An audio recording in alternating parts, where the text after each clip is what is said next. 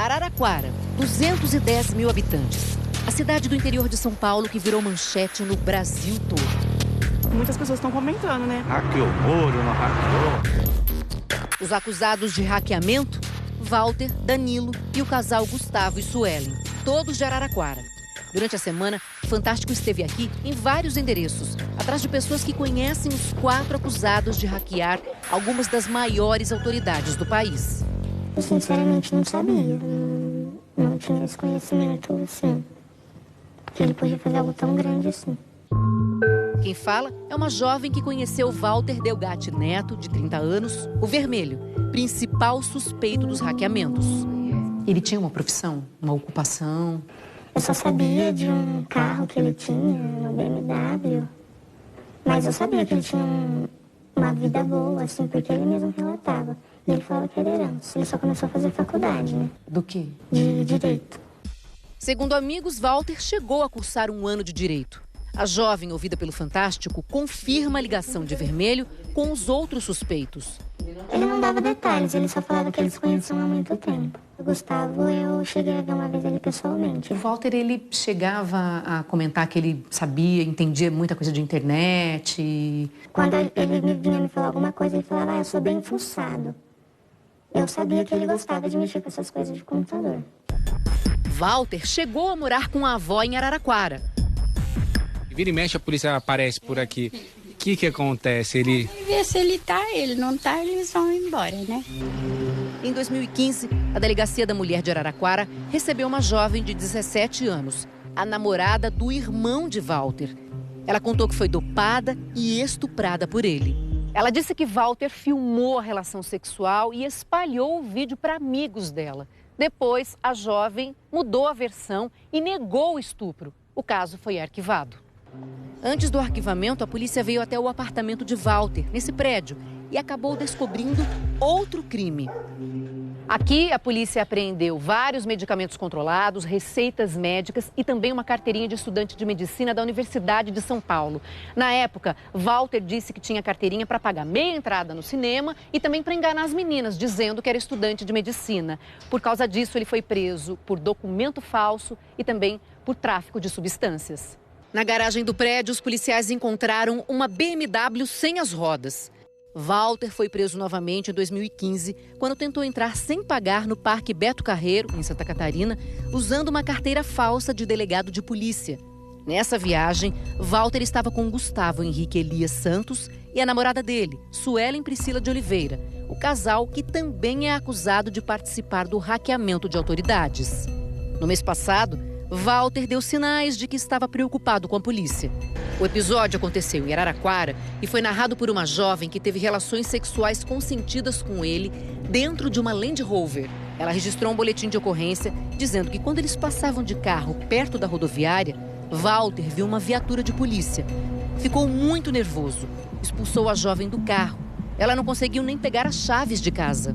47 dias depois, Walter Delgatti Neto foi preso pela Polícia Federal num apartamento neste prédio em Ribeirão Preto, alugado em nome de Danilo Cristiano Marques, o outro acusado de hackear telefones, que também está preso. No depoimento à Polícia Federal, Danilo disse que não conhece nenhuma ocupação profissional que tenha sido exercida por Walter ao longo dos anos. Falou que o amigo sempre teve confusões com a polícia e relatava ser vítima constante de extorsões. Danilo contou aos policiais que Walter, às vezes, aparecia com carros luxuosos e que a ostentação de patrimônio atraía a atenção da polícia. Afirmou que não sabe dizer como Walter conseguia dinheiro para pagar as extorsões, nem para comprar os veículos. Disse que emprestou o nome para Walter alugar o imóvel em nome da amizade, sem receber nenhum pagamento ou vantagem por isso. Que a internet do apartamento ficou em seu nome, Danilo, e que emprestou para Walter uma conta bancária, pediu um cartão extra e só Walter movimentava essa conta. Ele confirmou que fez operações de câmbio, segundo ele, a pedido de Walter, que disse ter extrapolado o limite de compra de dólares. Nós não conseguimos contato com os advogados de Danilo. Na investigação, a Polícia Federal já tinha encontrado operações financeiras suspeitas feitas em 2016 por Walter e Danilo. Eles compraram dólares e euros em casas de câmbio dos aeroportos de Natal e do Rio de Janeiro, num total de R$90 mil.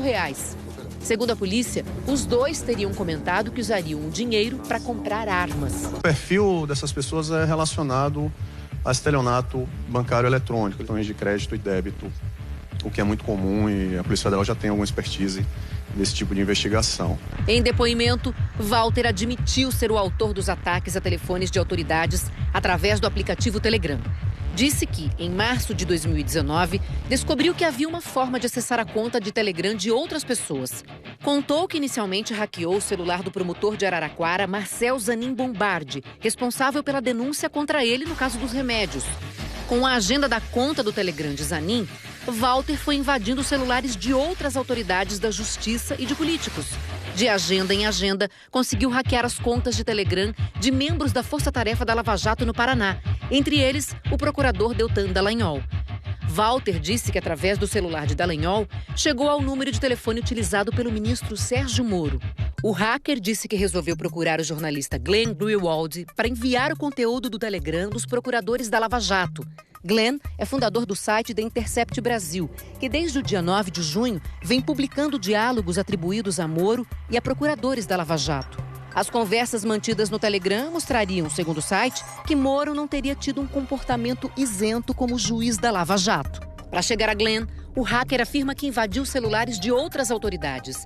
Na agenda da ex-presidente Dilma Rousseff, encontrou o número da ex-deputada Manuela Dávila, do PCdoB, que foi candidata a vice-presidente na chapa de Fernando Haddad, do PT, nas eleições de 2018.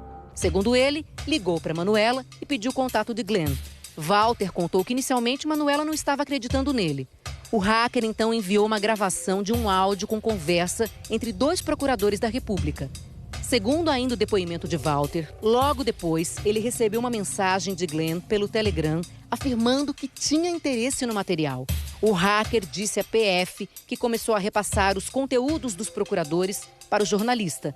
Numa rede social, a ex-deputada Manuela Dávila afirmou que recebeu uma mensagem de uma pessoa dizendo que tinha obtido provas de graves atos ilícitos praticados por autoridades brasileiras, que gostaria de divulgar o material. Segundo a nota, Manuela repassou para essa pessoa o contato do jornalista Glenn Greenwald.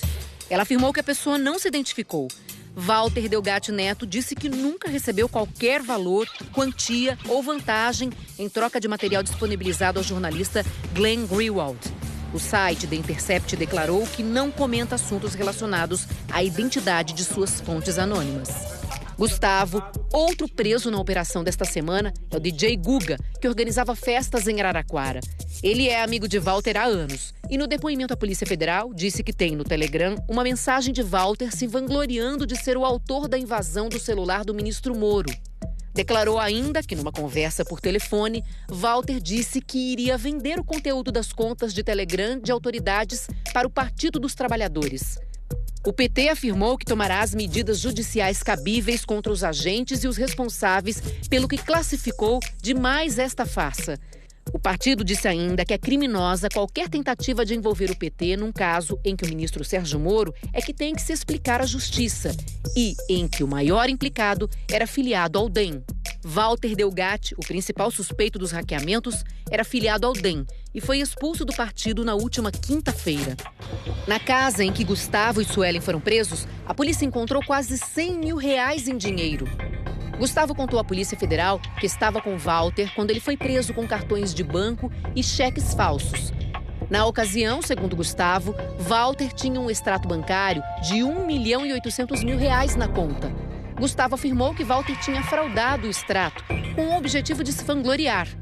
A investigação da Polícia Federal descobriu que Gustavo e a mulher Suelen movimentaram R$627 mil em 5 meses. Mas o casal declarou renda mensal de R$5 mil. Gustavo diz que é investidor de criptomoedas, principalmente Bitcoin. Perguntado onde estão as senhas e chaves de acesso de suas contas, permaneceu em silêncio. O meu cliente nega, o Gustavo nega que tenha hackeado, ele nega veementemente que não tem envolvimento nenhum com isso, né? A Suelen, fica difícil até dela negar, porque todas as perguntas que foram feitas para ela nem entendia do que se tratava, né? Em depoimento, Suelen também não soube dizer qual a profissão ou ocupação de Walter. Declarou que ele aparentava possuir recursos financeiros porque sempre frequentava bons restaurantes e hotéis de qualidade. Mas a vida de ostentação virou caso de polícia em São Paulo. Em 2015, a administração de um hotel o acusou de ter ido embora sem pagar R$1.000. Em outro hotel, foi acusado de pagar a conta com o cartão de outra pessoa. O hotel procurou o dono do cartão, que disse que Walter era um estelionatário. A jovem de Araraquara, que conheceu Walter, foi vítima de hackeamento este ano. Exatamente no dia 22 de maio, eu recebi uma ligação do meu próprio número. E aí o Telegram também me enviou uma mensagem dizendo que eu estava querendo o código de acesso. Uma coincidência muito estranha mesmo. Então o telefone hackeado no mesmo período, uma semana antes que o Sérgio Moro teve. Ela chegou a desconfiar que Walter pudesse ser o responsável por isso. Pode ser que tenha uma relação. Pode ser que tenha uma relação, sim, eu creio que sim.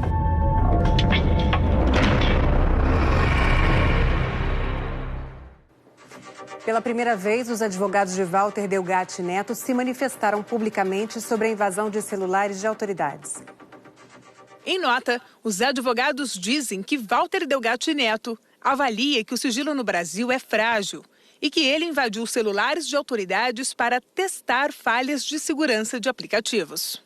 Os advogados afirmam ainda que o conjunto das informações está devidamente resguardado por fiéis depositários, nacionais e internacionais.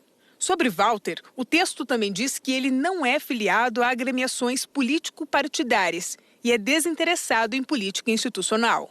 Entretanto, Walter Delgatti Neto era filiado a Democratas. Ele foi expulso do partido na última quinta-feira.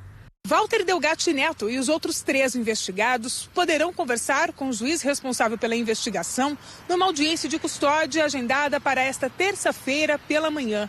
As prisões temporárias foram prorrogadas e são válidas até quinta-feira.